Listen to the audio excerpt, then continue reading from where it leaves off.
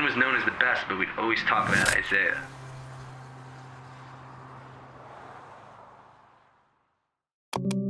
The sidekick is subordinate. Sidekicks are an integral part of storytelling, providing essential support, wisdom, and sometimes comedic relief to main characters. The role of the sidekick can be traced back to ancient myths and tales, where companions like Enkidu in the Epic of Gilgamesh showcase the power of friendship and loyalty. These early examples set the stage for the development of the sidekick archetype, emphasizing the importance of camaraderie and support in overcoming challenges. The sidekick is inferior. Throughout the history of literature, sidekicks have continued to play crucial roles. Iconic duos such as Sherlock Holmes and John Watson demonstrate how these characters contribute to a narrative by offering unique perspectives and skills that often complement the main character. In the realm of comics and movies, sidekicks like Robin to Batman and Samwise to Frodo have become symbols of steadfast loyalty and courage.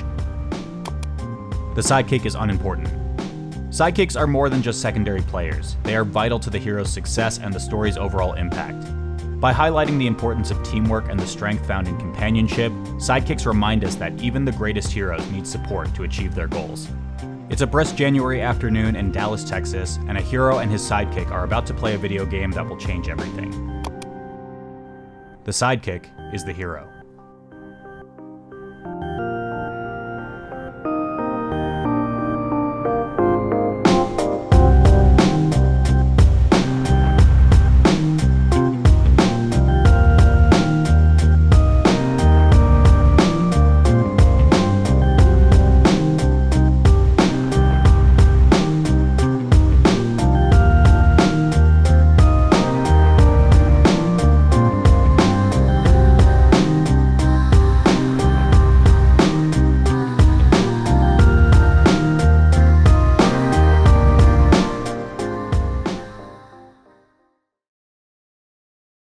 So the crowd is chanting his name, and eventually he walks in, and everyone's just looking around like, this is going to be Isai versus Captain Jack in the year 2012.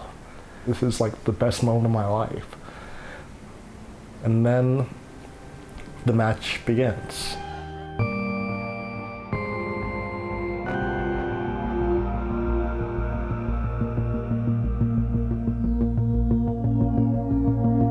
The clash of hero and sidekick is interesting to me in that, narratively, those characters never really get the chance to test their abilities against the other.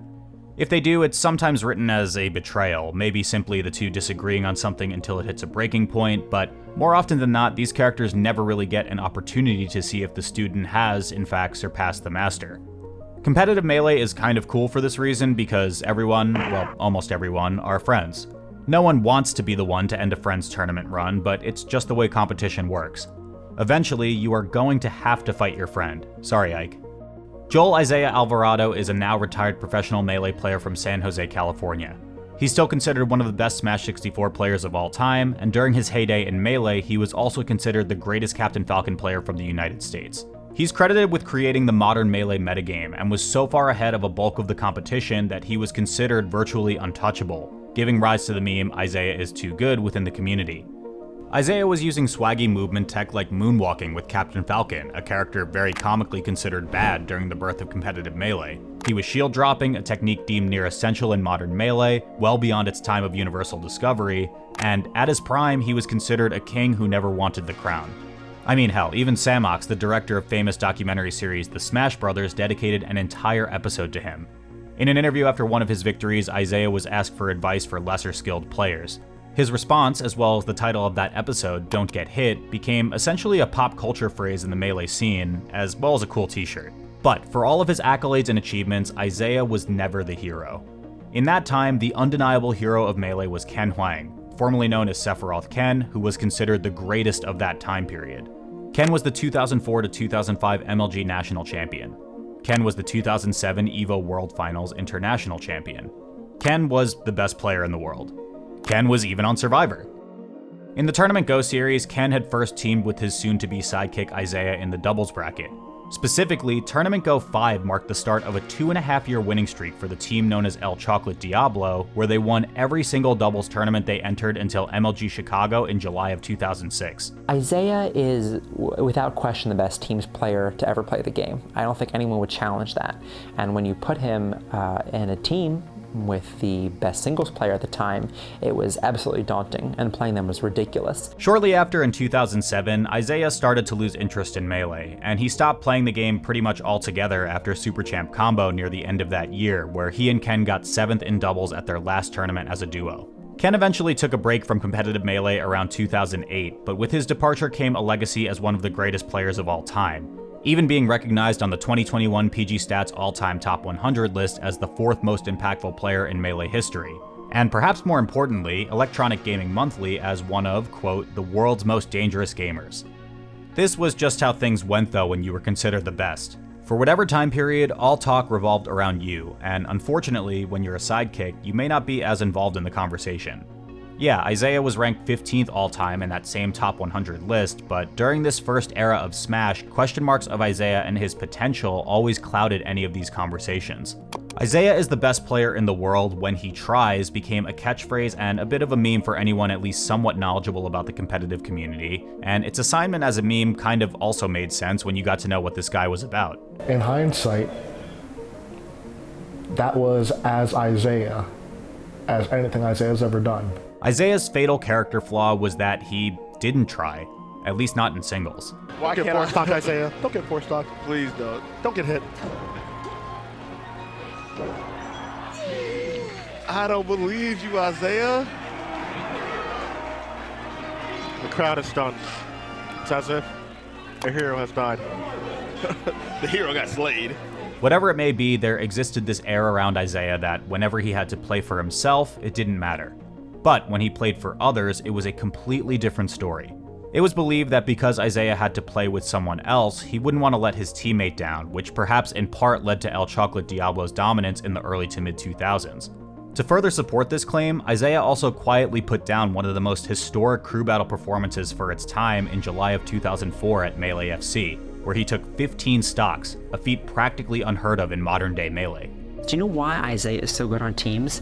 When there's someone else on the line, he will play his heart out. But in singles, you don't see that from Isai. You don't. It's not choking. He just doesn't care. He has that capability to be the best player on that day. But if he doesn't want to tap into that, doesn't want to harness it, it's a futile battle. This of course led to a number of hypotheticals surrounding Isaiah's true potential, but it felt like the community would never really know for certain. Was Isai the best player in the world? How could we possibly know when he never tried? What if sometimes, in brief moments, he did try? What if we could bear witness to an Isai who gave a damn? Imagine what kind of Melee we could see.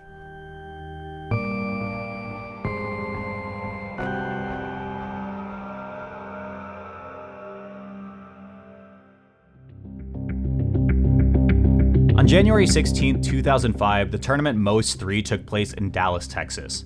With 128 entrants, Most was the largest ever Melee tournament for its time, boasting several shiny and new additions to the spectator side of tournaments like a state-of-the-art projector and bleacher stadium seating for the finals. Although the paper bracket had been presumably lost to time and we don't know the exact set count, we do know that Isai and Ken met earlier in this bracket and Ken lost. After falling into losers finals, Ken had to face off against Caveman, an honorable mention in 2005's Retro Rank and one of the best players in Texas at the time. According to tournament result pages, Caveman opted to go a mixture of Marth, Falco, and Dr. Mario during the bracket of Most 3, although he also went Sheik and even Samus during round-robin pools, displaying just how well-versed he was with most of the Melee cast. Caveman had beaten Zulu, another Texas player maining Jigglypuff, the round earlier, but this story isn't about them. The big takeaway here is that Texas had 2 players in the top 4 of Most 3, but neither of them were in grand finals. No, those last 2 coveted spots in the tournament were occupied by 2 of the greatest players ever. 2 close friends, teammates, and rivals. And what many assume would be an easy bracket reset and tournament win for Ken ended up changing the meta of this game entirely, echoes of which still permeate the scene to this day. And so, we finally had it. The hero and the sidekick finally facing off. The stage list back in 2005 was honestly pretty hysterical when you consider how lean competitive Melee has become in 2024. Starters still contain the same 6 we play on today, but counterpicks were the Wild West. Peach's Castle, Congo Jungle 64, Jungle Japes, Brinstar, Corneria, Mute City, Big Blue, Onnit, Mushroom Kingdom 1 and 2, Rainbow Cruise, Yoshi's Island, Green Greens, and Pokefloats were all legal and all very unpredictable.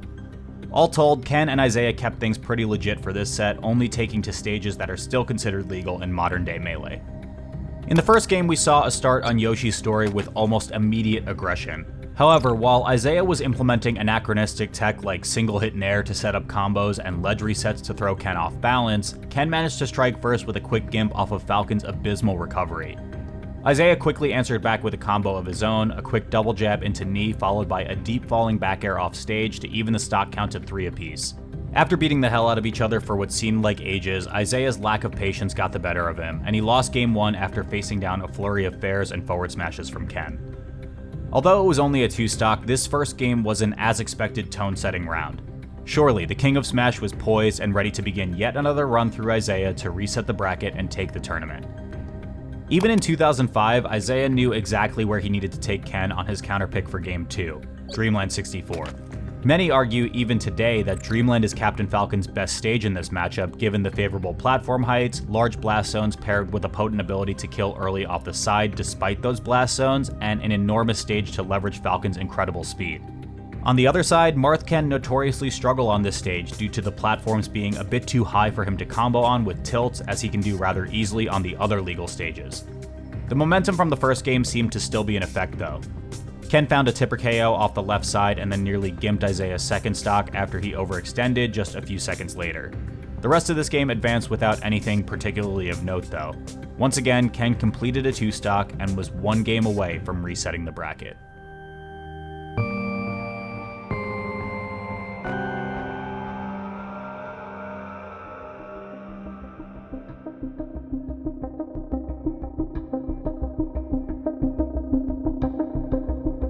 The trope of sidekicks overcoming their heroes is a fascinating twist in storytelling, offering depth and fresh perspectives to narratives. This theme has evolved significantly, particularly in modern film, television, literature, and even anime. The film Big Trouble in Little China from 1986 provides a notable example. This film subverts the typical hero-sidekick dynamic by positioning Jack Burton, played by Kurt Russell, as a bumbling protagonist who believes he's the hero. In reality, it's his friend and sidekick Wang Chi, portrayed by Dennis Dunn, who displays true heroism and skill. While Jack is brash and overconfident, Wang's competence and bravery save the day, highlighting the sidekick's unexpected rise over the supposed hero. Anime offers a treasure trove of examples where sidekicks or secondary characters outshine the protagonist. In One Piece, Roronoa Zoro is the first mate of the Straw Hat Pirates, led by Monkey D. Luffy. While Luffy is undoubtedly strong and determined, Zoro often emerges as a critical powerhouse in battles, demonstrating his unwavering loyalty and combat prowess. His growth as a swordsman and his role in pivotal fights often elevate him to a status equal to, if not greater than Luffy's in the eyes of fans. Literature isn't left behind in this trend either. J.R.R. Tolkien's The Lord of the Rings is a classic example where the sidekick, Samwise Gamgee, ultimately overshadows the hero, Frodo Baggins. While Frodo bears the burden of the One Ring, it is Sam's unwavering loyalty, courage, and resilience that ensure the mission's success. Sam's heroism is the most evident when he literally carries Frodo up Mount Doom, demonstrating that the sidekick's strength and determination are indispensable. It's important to understand just how dominant Ken was at this time in Melee's life and in his career. During his time at the top of early Melee, Ken placed first at every tournament he had ever entered leading up to most 3, excluding an at-the-time career-low 9th at Tournament Go 6 in 2004 and a 3rd place at MLG San Francisco. Even the following year, the only events he didn't get first at, he got 2nd. Isaiah, on the other hand, had yet to place first at a single tournament he'd entered in the years leading up to most 3, largely in part due to losing to Ken on one of his runs to a gold medal. Like all of these historic sidekicks who came before, Isaiah had yet to flip the hero-sidekick dynamic on its head. He hadn't found a gold medal, yet it was always believed with this mystical ethos that he could be the best. Isaiah, now down 2 games and about to be reset in grand finals, was ready to bring that ethos to life. He was about to power up and show even his closest Melee companion just how strong he could be when he put his heart on the line. But perhaps most important of all, Isaiah was going to try.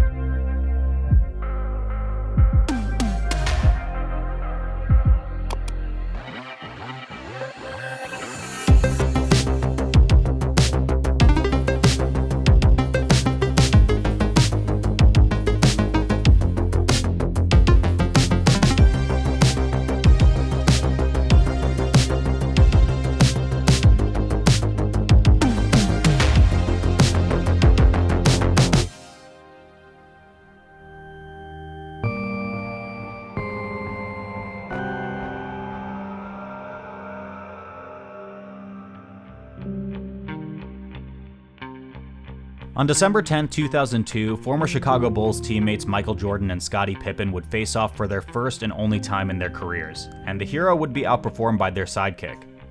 Isai would go on to win exactly one more Melee Major during his short tenure with the game before slowly finding his way out of the GameCube version of Super Smash Bros. And becoming what many would consider the greatest Smash 64 player of all time. Truly becoming the hero, but of a different land. Ken went down as one of the greatest players to ever do it, a pioneer of his character and a fitting host to the title of the King of Smash, winning a lion's share of major events he had entered from then until he had stopped playing near the end of 2007.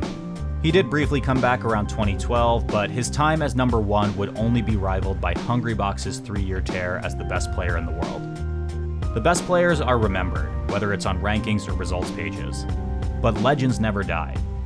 Isaiah's heart was never in singles, which makes winning most 3 over Ken all the more incomprehensible, and after this tournament he more or less returned to his old ways. But we got the moment, a glimmer of what the future of Melee could have been, and Isaiah when he tries, the best player in the world. Whether it's your favorite anime, a novel you loved growing up, a movie that brings you to tears, or a friendly rivalry between 2 professional children's party game players, camaraderie, friendship, and companionship forge the greatest narratives ever told, and this one is no different. Watching 2 teammates and friends play what was at the time some of the highest level Melee that had ever been seen was a spectacle to behold. And I implore anyone who hasn't seen the whole set to go back and watch it on YouTube in its 240p glory. While Ken will always be the king of Smash, and Isaiah will always be an enigma to the scene, an evergreen and ever-looming what if, for one day, the hero of the game took a backseat to his sidekick.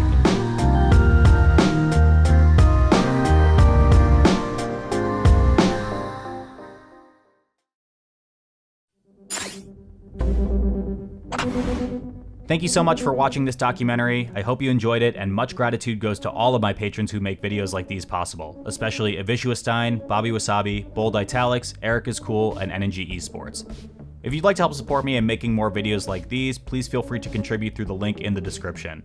I'm planning the episode 5 as a mid-season finale of sorts to release before the end of this year, so if you could subscribe if you're not already, I would really appreciate it. Thanks again for watching, and we'll see you next time.